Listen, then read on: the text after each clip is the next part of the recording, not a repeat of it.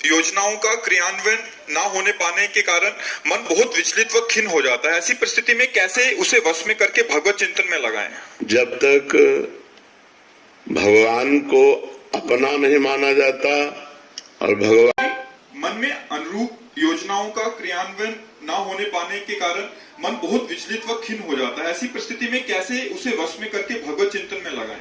जब तक भगवान को अपना नहीं माना जाता और भगवान में महत्व बुद्धि नहीं होती, तब तक इस मनोराज्य जिसे आप कह रहे हैं, इसे मनोराज्य कहते हैं।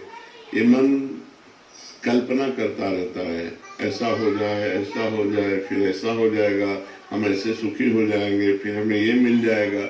इस तरह की जो मनोराज्य वृत्तियां हैं, ये नाम जप से काटी जाती है।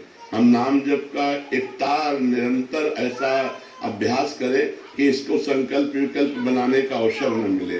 अब रही अनुकूलता और प्रतिकूलता की बात, वो हमारे जीवन में आएगी, उसे काट नहीं सकते, क्योंकि शरीर की रचना पाप और पुण्य, शुभ और अशुभ कर्म से हुई है।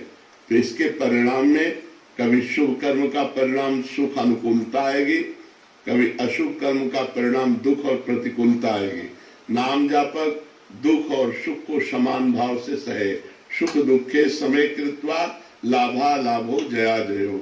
जो लाभ और हानि में, जय और पराजय में, सुख और दुख में समान रखे, वो है भगवान का चिंतन, वो है भगवान का नाम, वो है भगवत आराधना। अगर अध्यात्म बल नहीं है तो सारा संसार सुख दुख में पिस रहा है। कभी सुख है तो नाच रहा है, कभी दुख है तो बैठे रो रहा है। लेकिन एक आध्यात्मिक व्यक्ति के जीवन को देखा जाए, वो सुख में फूलेगा नहीं और दुख में भूलेगा नहीं। सच्चिदानंद भगवान का आश्रय लेकर वो दुख को भी रौंदते हुए चला जाएगा। तो बिना भगवान के आश्रय के, बिना भगवान के भजन के ये मनोराज्य नहीं नष्ट होगा और सुख दुख में समानता नहीं आएगी। और बिना समानता आए, हमें अगर सुख भी है सांसारिक और हमारा मन निगेटिव सोच वाला है, तो बेमतलब वो दुख पैदा करता रहेगा। और अगर सांसारिक सुख की कमी भी है, हमारा मन पॉजिटिव है, तो बहुत आनंद मिलेगा। तो मन को पॉजिटिव बनाने के लिए हमें भगवान का आश्रय और भगवान का भजन अत्यंत आवश्यक है। इसके बिना हम दुखों से निवृत्त नहीं हो सकते।